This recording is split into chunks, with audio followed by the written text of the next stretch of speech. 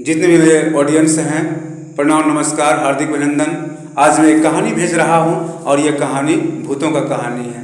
कहानी उस समय का है जिसमें कि बिजली का आविष्कार नहीं हुआ था और ना ही लोगों के हाथ में टॉर्च था, लोग अंधेरे में चला करते थे। कहानी इस प्रकार है कि एक गांव में भोज हो रहा था। उस भोज में सभी पंडित जी को बुलाए गए, तो सभी पंडित जी भोज में पहुंच गए और एक पंडित जी पीछे पड़ गए। रात्रि का समय था, वह भी घर से बाहर निकले हाथ में लोटा लेकर के।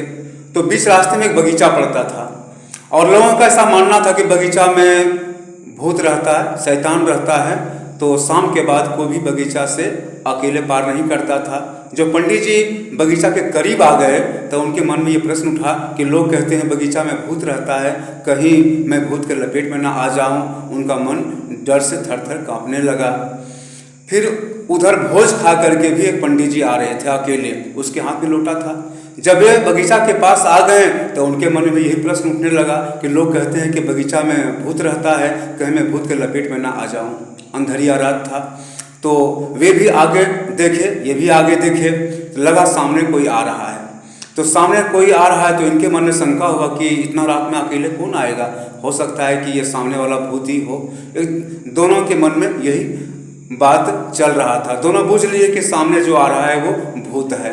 और पुराने लोग कहा करते थे कि सामने अगर भूत मिल जाए तो पहले उसके ऊपर प्रहार कर दो तो भूत की हार हो जाएगी।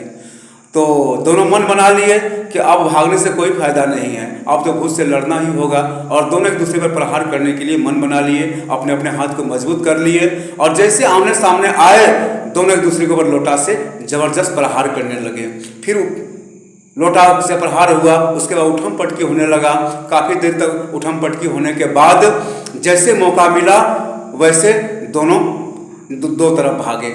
एक तो चले गए जिधर भोज रहा था उधर, एक गांव की तरफ चले गए। जो गांव की तरफ गए पूरे गांव में हल्ला कर दिए, दिखाए कि देखो आदमी भूत के लपेट में आ गया, पूरे शरीर जख्मी हो गया था।